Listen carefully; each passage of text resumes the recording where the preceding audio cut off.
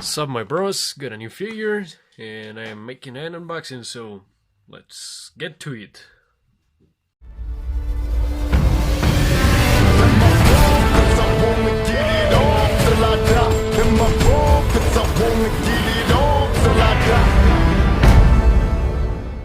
So bros, I got a new figure and this time around is something something new for the channel, but not something that new for me. I got other Pacific Rim figures and Super and Robot Spirits figures, but yeah, I got the Robot Spirits Titan Redeemer from Bandai and their line Robot Spirits, obviously, and yeah, so I got this figure because, those who know me know that I have criticized this line, not the Robot Spirits line itself, but the Jaeger's line, and I'll get around to that when I open the figure. But the reason why I bought it is because, well, today after I ended my shift in university to put it in a way, I went to a mall that was close by to the university because I had to help my mom move some stuff because she found a new office and she's moving her stuff to the new office and stuff. So I had to help her with the heavier stuff and whatnot, so she was going to pick me up at the mall, and while I was there I went to a store and I was surprised that they already had these guys. So I asked and they were about 35 bucks each, and I decided to get it because although 35 may sound like a lot, well, not a lot for itself, at retail is supposed to be 30 bucks, but I got it, and if I had imported it from Amazon, all the import taxes and shipping to Costa Rica and all that crap, the figure would have been about 60 bucks. So yeah, 35 was pretty damn good for me. So they only had Titan Redeemer and the other one that's not Gypsy, I forgot his name, Bracer Phoenix. So and I decided to go for Titan Redeemer. Ever since I saw the first reviews of these guys, I knew the one I was going to get first was Titan Redeemer. I got Titan Redeemer, and yeah. Also, while I was there, I got a stress ball in a claw machine. Looks like a herpes ball. But anyways, yeah. Let's get to the actual figure and stop rambling about useless stuff. Here's the figure itself and packaging. This packaging looks nice, but nothing out of the ordinary. For Bandai, I expect more. I like Bandai's boxes, and this looks kind of cheap. Just to put it into perspective, this is Striker Eureka's box, Ultimate Striker Eureka's box from NECA, which is a 25 bucks figure. I mean, at least that's what I paid for it. If I'm not mistaken, at retail price the figure was 20, so 10 bucks less than this. It's got an opening flap and information and stuff, and it's overall a much nicer box. So yeah, not a fan of the box, but says all you need to know: legendary Titan Redeemer Side Jaeger, which I'm not sure what that means. Robot Spirits line, which is an amazing line for robots that don't have diecast. But yeah, this figure is I can have some problems with them, but I will get to those in a second. So it says Titan Redeemer at the top, and that's real cool. Pacific Rim Uprising, and man, that movie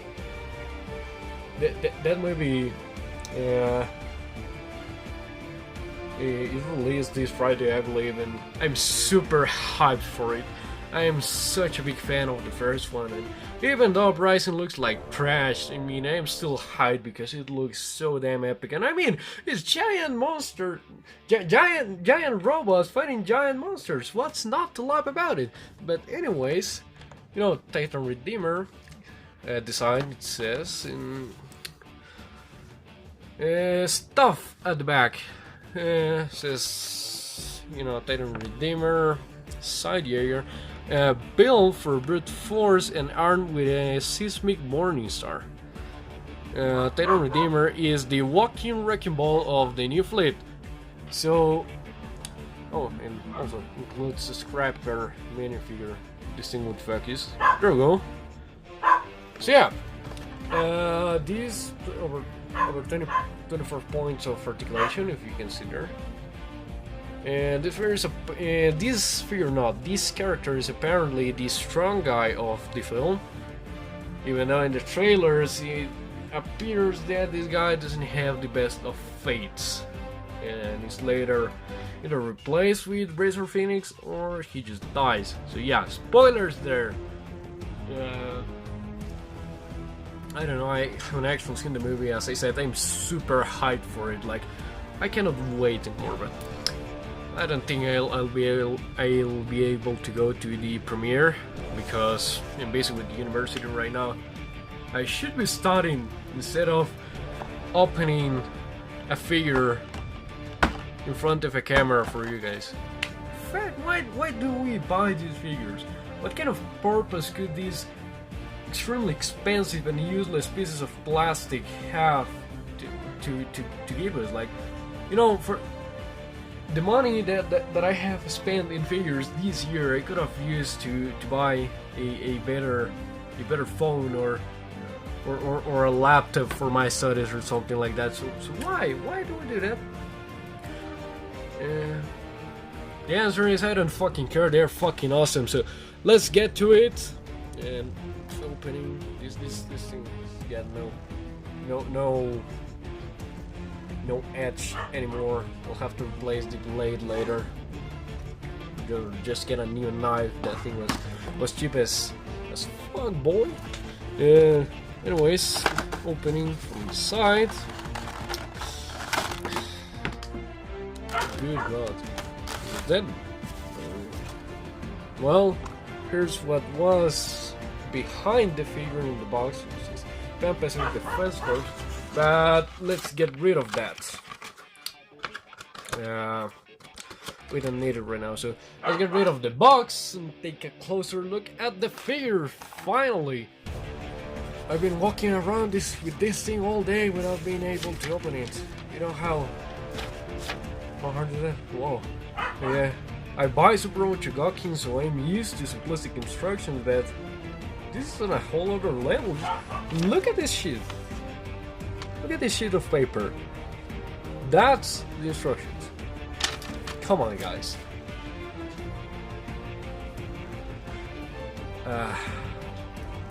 Well, now to open the figure, we don't need to be worried about a random small bits falling off, because this thing only comes with 2 extra things, and we'll get around to them in a second. That's it. Now, one thing I like about this line, at least from my experience with the only other figure I have, is that they're relatively durable. So, you know, you can be rough with them. He's super light. I really don't like the feel of the figure because he's so light. The legs are kind of tricky. You know, I like heft in my figures, either if it's because they have die cast or the the plastic that was used to make them is hefty. But anyways, here's the figure, and it comes with this thing, the Scrapper robot, which is kind of a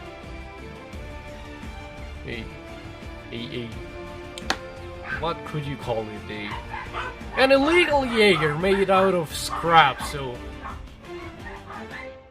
guys, excuse me, the freaking dogs are crazy, and I have a bunch of them. So, you're likely going to listen to that a lot during the review, so I'll apologize a lot too. Anyways, yeah, this little bot here is basically the boss Barot of Pacific Rim. So yeah, he also turns into a ball and can be thrown from a plane. So fuck. He's also got an extra hand, which attaches to the fear in an angle. You know, I've seen that thing in reviews, and you know, I don't care a lot for that.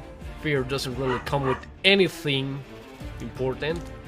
You know, they should have at least included a chain for the maze. For the seismic Morningstar. You know, now that I have the fear in hand is. I mean, he's bulky and all, but if you ask me, he's underwhelmingly small. Not because he's small, but because I'm used to NECA Pacific Rim figures, and they are considerably bigger. And I'll get to some size comparisons in a minute. But if I'll stop ranting for a minute, let's take an actual close look at the figure. And yeah, so yeah, the legs, they move well. They can go far. It's all unit knees. Yeah, that's real cool. That's a very good range of articulation. Fuck, it popped off the feet, and it's a barbell joint, which is good because you know that offers a ton of range. It can roll move up without you popping it off. Damn it. Has some pivot, and to the back. It can move a very decent amount to the back. And the torso is very limited from what I've seen in reviews, but you know, nothing here. It's got a kind of a hip joint here that's you know, that doesn't really do anything. The torso itself uses a barbell joint, which again is great, but only has one, so the range is fairly limited. You know, for considering this is a robot spirit, it's fairly limited. You know, can't arc back that much, and you know, can't crunch back, but you know, side to side is good and can twist a bit. These pieces here are movable, and so the arm can come out about 90 degrees, which is great. Doesn't move to the front at all. That's as much as it moves to the front. But considering the design is not a huge problem. I mean, I didn't have a problem with the figure there, more with the design. Yeah. My fucking dogs. I so hate them right now, but anyways, a double jointed elbow that will amount to about there forcing it, so you really are getting a single unit elbow movement out of this guy. And barbell joint for the wrist, which is real cool, pops off really easily. I don't like that. And you know, the Morningstar rotates.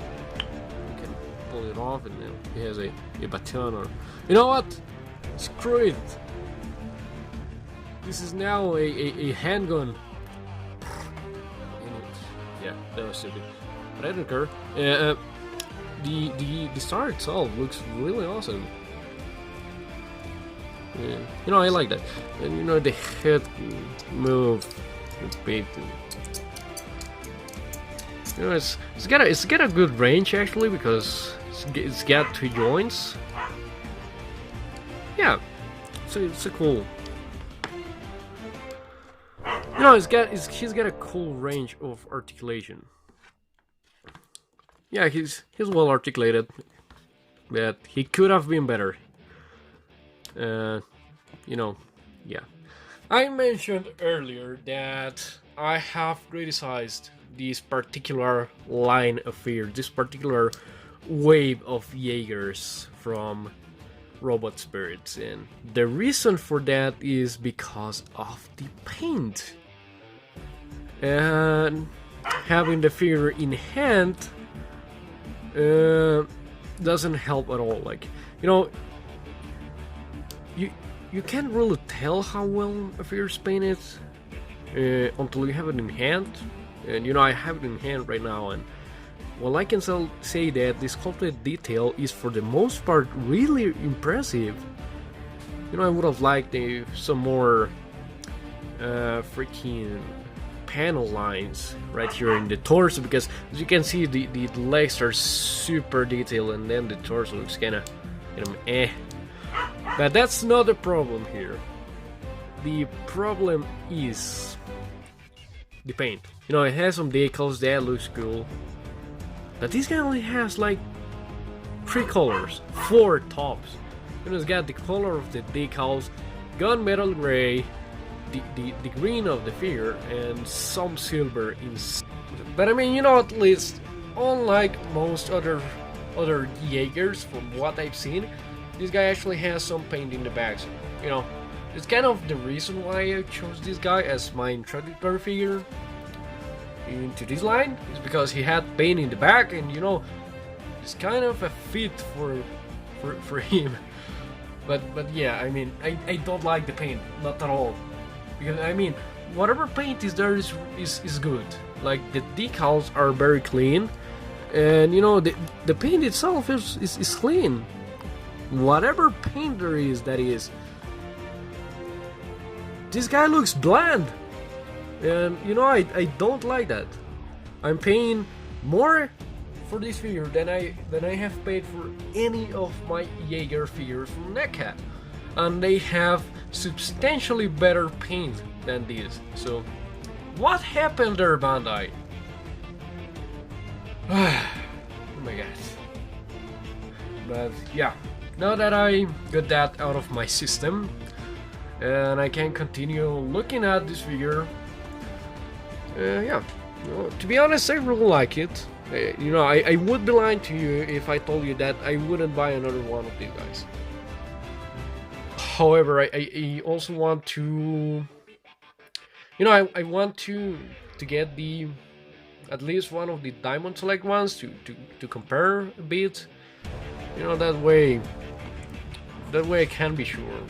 You know, this guy is got basically no paint. That's very disappointing. And yeah, now I want to compare him to some other figures, and you know, to start, I'll compare him to another Robot Spirits, and that is the Evangelion Unit 1 figure. And this is one of my favorite figures. Why is that? Because although the paint is simplistic, whatever paint that needs to be there is. And this figure isn't. You know, a lot of this sculpted detail should have more paint detail, and you know, it doesn't, and that's disappointing.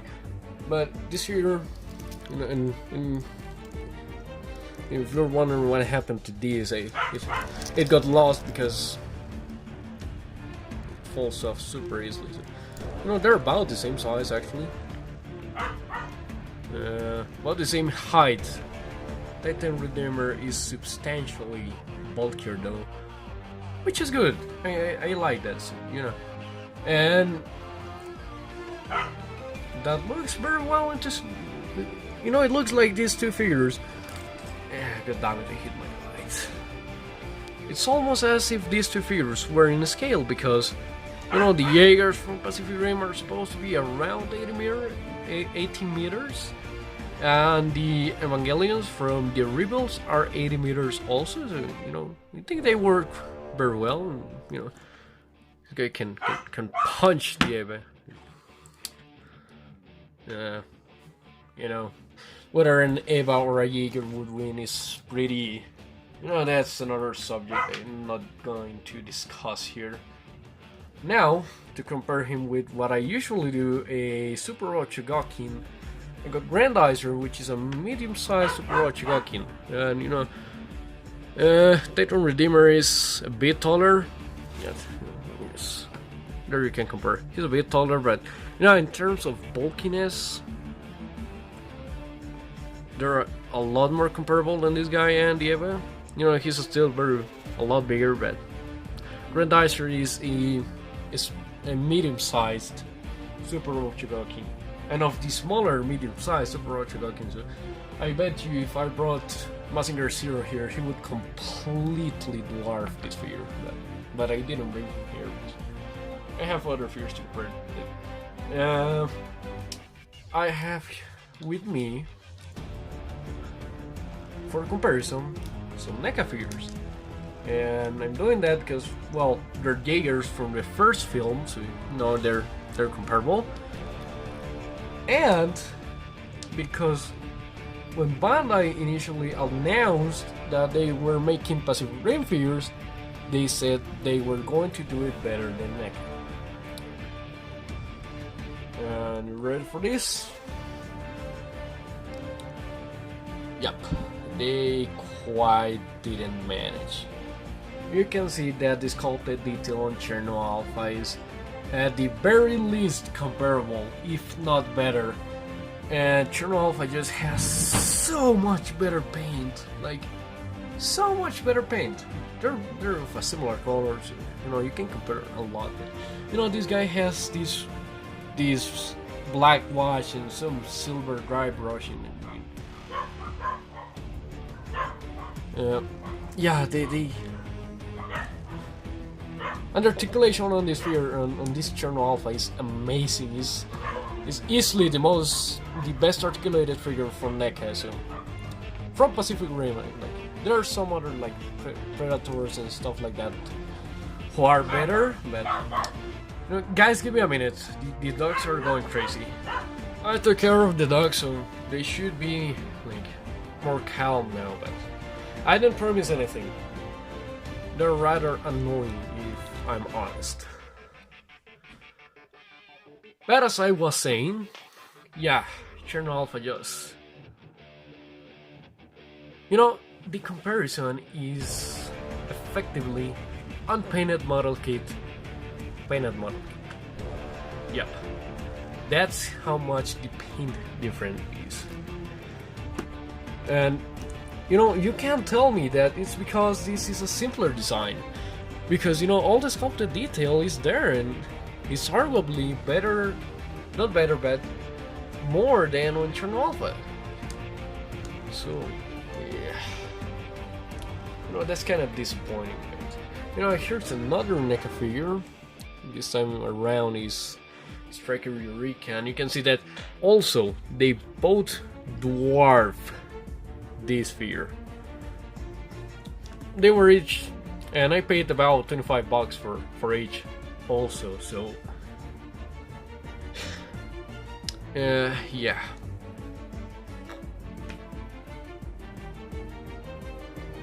You know, I don't think, I really don't think the $30 price tag is justified with this figure. You know, $20 would be fine. But really, this is an $18 figure, not a $30 figure. I don't feel them. You know, I feel the $25 I paid for Striker, and he came with a lot of accessories. You know, Cherno is an amazing figure. He's got a lot of detail, an amazing articulation. You know, he can do this. So he's got that gimmick, and he's $25. 20. He was about 18 at the time of release. That's just how much I paid, because I have to pay extra for anything I buy, because you know I have to either import it or pay taxes, because yeah, the country I live in. But you know, like, can you see why I say that NECA did it better still? Just look at the panel lining on Striker. And you know, just look at the size. This figure looks cheap in comparison, and it's more expensive. And I mean, if you're saying that the size is not much of an issue. You know, compared to the Jaegers, he might not look that bad, but I'm bringing a Kaiju right now. This is a NECA Kaiju, a Turn Redeemer. Do you see now?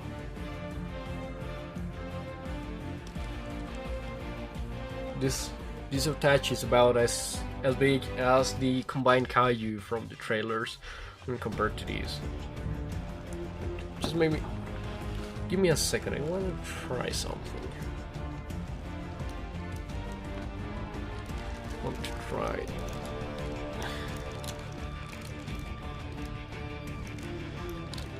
Could Itachi still hold him? I guess if we try to balance stuff out, it will. There we go. So you see, he's light enough so that he can be held by weather figures. But you know, he definitely doesn't work with NECA figures. He's just too small, way too small. But I guess he does work well with 6-inch Godzilla figures. So, and yeah, I know Godzilla should be bigger, but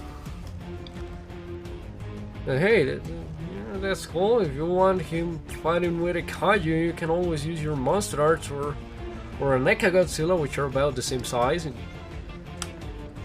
Well, not as articulated or well sculpted. They're about the same price as this. Actually, no, they're a lot cheaper than this. Not cheaper in the way that they're worse, but you know, about the price, they're about $20 each. So yeah. Guess that's it. Guess I didn't have. No, this review has. Review is, it keeps saying review. This unboxing, because it's not a review. This unboxing has dragged on for too long. So, you know, what do I actually think about this figure? He's really cool. I'll have to give him that. I don't think he's a bad figure by any means. But he could have and should have been a lot better. And I say this because, you know, Bandai said that they wanted better figures than NECA figures. They failed miserably at that point. And they also said that, well, they didn't say bad. You know, Bandai has always been one of my favorite toy companies. And if not my favorite, yeah, Bandai is my favorite toy company. So, you know, I have them in high regard. And, you know, when I buy a Bandai product, I expect a lot of quality. Not this mediocre figure. And I say mediocre because he's third box. If he was 20, I wouldn't say that. He would be really just fine. But yeah, I mean, Bandai can, has, and will do better than this. So this figure should have been better. That's what I'm saying. Also, NECA set a certain bar for Pacific Rim figures when, you know, when they released their Pacific Rim figures, and I don't think this figure hit that bar. And considering it's more expensive than NECA figures, yeah. So yeah, Bandai, come on, bro, give us, you know, scrap these guys, scrap them. They never happened. Give us another wave with more accessories and better paint. You know, don't give us accessories at all if that's the matter. Just give us paint. You know, I want my Jaegers to look good, and this guy looks boring. He doesn't have that much paint. Whatever is there looks good, but in general, he doesn't have much paint at all. So, yeah, you know, it kind of sounds like I'm bashing the figure a lot. That's not the case. I like the figure. I'm definitely tempted to buy the other guys, and the store where I bought it didn't have Gypsy yet, but they told me that they are getting him next week, so I'm gonna check on him, and if he's cheaper than these guys, Gypsy is supposed to be cheaper, so if he is cheaper, I'm probably going to get him. But overall, my feelings about this figure, how do I feel? I'm a little disappointed with Bandai. They should have done better for this price point. But overall, it's a really cool figure. I don't regret my purchase. I'm not trying to bash the figure. I'm just telling you that if you're going to pay $30 for this figure, just know what you're getting into. Is it worth the $30? Absolutely not. If it was $20, would it be worth it? Yeah, I say yeah. If he was $18, like I said, yeah, that would be a great price. But I understand why some people would find this price to be acceptable. Honestly, acceptable is not like he's super overpriced or anything, but yeah, lower it $10, Bandai. That's all I'm asking. But for now, yeah, he's a really cool figure, and I'm happy to add it to my collection. Just know that, and yeah, he's a cool little guy, but he could have been better. That's my final verdict. So, thank you very much for watching. To be honest, I'm not sure if I'm going to try and upload this review before the ones that have been accumulating so far. Those are longer reviews, more complete reviews that require a lot more. They require a lot more work to get finished. This is something that I think I could get done today, maybe tomorrow, and just upload it. But I'm not sure if I should. I probably will. So yeah. Thank you guys very much for watching. I hope you liked it. Yeah, and just keep posted for my other reviews. Thank you for watching.